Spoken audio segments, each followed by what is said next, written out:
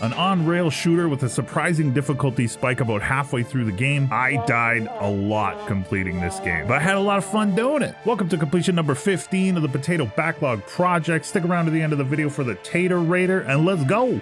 Originally released in 2007 for the Nintendo Wii, Resident Evil The Umbrella Chronicles is a retelling of the events from Resident Evil 0, the first Resident Evil, and Resident Evil 3, as narrated by Albert Wesker. Wii motion controls are in play here, and the game plays in the style of old light gun arcades like Time Crisis and House of the Dead. I find this style of game pretty fun from time to time if done well, and The Umbrella Chronicles is a pretty well put together game. The story plays out in different selectable scenarios. You unlock the next ones as you play through it. The main scenarios branch off into sub-scenarios, allowing you to see what's happening to some of the other characters during the same time frame as the main scenarios. The game allows you to choose a different playable character for each level, though I found this to be of little consequence as everything seemed to play out mostly the same for me, regardless of who I chose. There's most likely some unlockable stuff though, depending on who you choose. Something that kept this playthrough interesting for me was the amount of secrets you can find. There are a lot of things hidden in the levels. Different things seem to unlock depending on what grades you get in certain levels. Some of the levels also have secret areas you can get into, and there's points where you can choose different paths, which you would then have to replay the level to see how the other path plays out.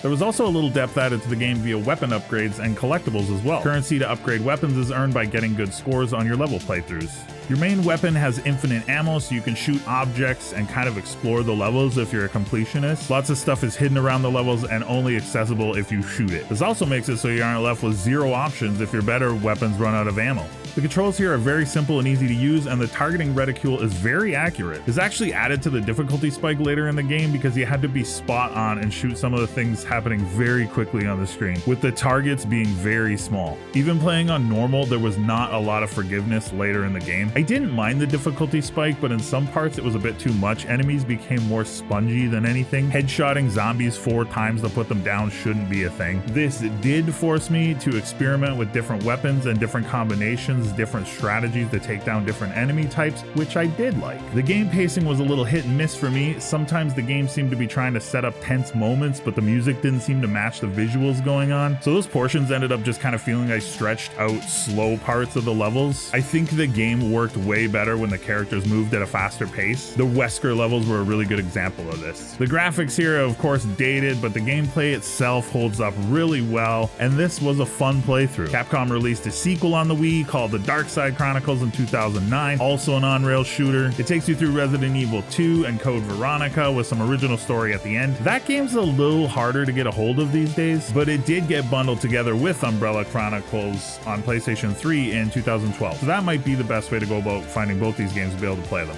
3 happy potato faces out of 5 on the Tater Raider scale. Solid fun here, and I recommend playing it if you have a chance to, especially if you're a Resident Evil fan. There's a lot of fun to be had there. With that, the Potato Backlog Project rolls on. Be kind to yourselves and others that deserve it. We're on to the next one. Should be playing Resident Evil 4 remake.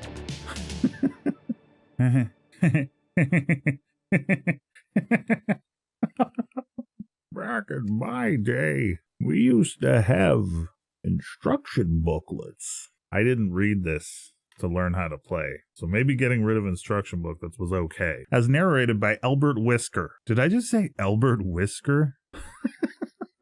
Evil Wesker dude.